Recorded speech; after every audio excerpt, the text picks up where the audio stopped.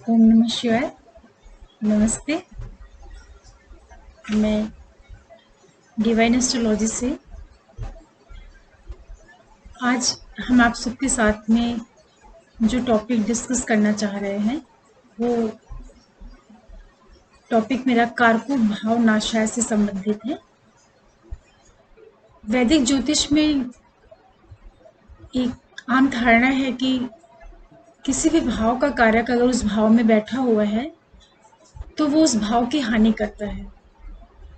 तो क्या ये सच में बिल्कुल यही परिणाम आता है या इसके जो रिजल्ट निकल के आते हैं वो कुछ अलग ही परिणाम देते हैं? तो आप ये समझिए कि जैसे किसी भी भाव का कोई कारक ग्रह है, उदाहरण के लिए जैसे मान लिया कि संतान भाव का हम अध्ययन कर रहे हैं और संतान भाव का जो कारक है वो बृहस्पति है। गुरु ग्रह संतान के स्वाभाविक कारक हैं। तो अगर वो संतान भाव में बैठे हुए हैं तो क्या इसका तात्पर्य ये है कि संतान की हानि होगी या संतान होगी ही नहीं? देखिए, ऐसा बिल्कुल भी नहीं है। अगर किसी भी भाव का हमें परिणाम देखना है, किसी भी भाव का हमें फाइनल रिजल्ट देखना है, तो उसके लिए केवल कारक ही नहीं, सबसे पहले हमें वो भाव देखना है। उसके बाद उस भाव का जो भावेश है, वो जो मालिक है भाव का, उसे, और भाव का जो कारक है उसकी स्थिति, भाव में कौन सा ग्रह बैठा है उसे देखना, और भाव के ऊपर किस तरह के ग्रहों का प्रभाव पड़ रहा है। ये सारी चीज़ों को देखने के बाद, उनका अध्ययन करने के बाद, तब हमें ये निष्कर्ष निकालना होगा कि किसी भी भाव का कारक अगर उस स्थान पे बैठा हुआ है तो क्या उसके सचमुच में उस भाव के जो रिजल्ट हैं वो हमें कम मिलेंगे। तो मान लिया जैसे कि तुला लगन की कुंडली है, और तुला लगन की जो कुंडली है वहाँ पे पंचम स्थान में जो राशि पड़ेगी वो हमारी कुंभ राशि होगी। सपोज करिए कि वहाँ पे कुंभ राशि जो है उसका मालिक कहीं और भी प्लेस्ड है, और कुंभ राशि पंचम स्थान में संतान का कारक गुरु बैठा हुआ है। तो क्या आप केवल वहां पे गुरु के बैठने की वजह से हमें डायरेक्ट परिणाम निकाल देंगे कि संतान नहीं होगी या संतान की हानि होगी? इसके लिए हमें देखना पड़ेगा कि जो संतान भाव का मालिक है, उसका जो लॉर्ड है, वो कहाँ पे प्लेस्ड है। क्या वो किसी पाप ग्रह से पीड़ित है? संतान भाव का जो कारक ग्रह है वो कहीं त्रिक भाव में तो नहीं गया है, 6-8-12 में? या संतान भाव का जो मालिक ग्रह है उसके ऊपर किसी पापी ग्रह है, जैसे राहु, केतु, मंगल, इनका आस्पेक्ट तो नहीं है? ये सारी चीजें देखने के बाद ही डिसाइड होगा कि संतान भाव का जो कारक है उसके वहां बैठने से नुकसान हो रहा कि नहीं हो रहा है। दूसरी चीज क्या है कि अगर किसी भी भाव का हमें परिणाम लेना है तो केवल किसी एक ही फैक्टर से नहीं डिसाइड हो जाएगा कि वो भाव हमारा अच्छा है या बुरा है।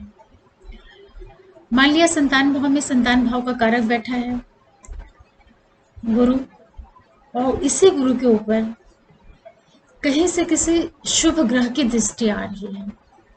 मान लीजिए कि एकादश भाव में बुध बैठा है, या शुक्र बैठा है, या बलि चंद्रमा बैठा है एकादश भाव में, और ये वहां से अपनी 7वीं दृष्टि से जब पंचम स्थान को देखेंगे तो ये संतान भाव की हानि नहीं करेंगे बल्कि उसकी वृद्धि करेंगे। और इसी तरह से जो संतान भाव का मालिक शनि ग्रह है वो कहीं पे प्लेस्ड है, त्रिक भाव के अलावा केंद्र में है या किसी त्रिकोण स्थान पर है, और वो अगर किसी शुभ ग्रह से दृष्ट हो जाए तो भी संतान भाव अपना मजबूत हो जाएगा।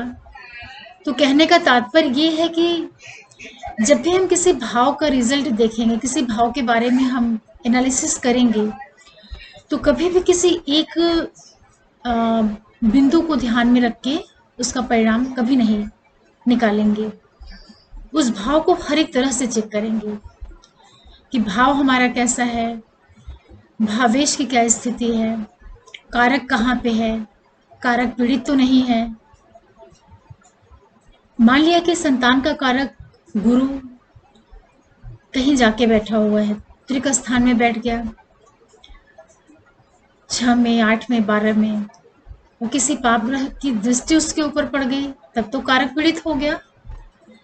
तो कारक तो पीड़ित हो गया। उस स्थिति में हम देखेंगे कि जो संतान भाव का जो राशि है, वहां का जो वहां का लॉर्ड ग्रह है, उसकी क्या स्थिति है। तो अगर वो ग्रह अच्छी जगह पे बैठा हुआ है और वो किसी शुभ ग्रह से दिष्ट है, तो उस भाव के मालिक में ताकत आ गई। और इसी तरीके से अगर संतान भाव में कोई शुभ प्लेनेट बैठा है या शुभ प्लेनेट उसको देख रहा है, तो वो भी भाव को मजबूत करेगा। ऐसी स्थिति में हम कदापि नहीं कहेंगे कि किसी भाव में अगर वहाँ का कारक बैठा हो, मात्र कारक के बैठ जाने की वजह से उस स्थान का परिणाम नकारात्मक मिलेगा या उस भाव के फल में बहुत कमी आ जाएगी, ऐसा कदापि नहीं है। जब भी कोई भाव कम से कम 2 दृष्टियों से पीड़ित हो, या तो उसका कारक पीड़ित हो जाए या उस भाव का मालिक पीड़ित हो जाए, तब एक बार उसके परिणाम में कमी आ सकती है। तो कारको भाव नाशाय का जो सिद्धांत है, उसको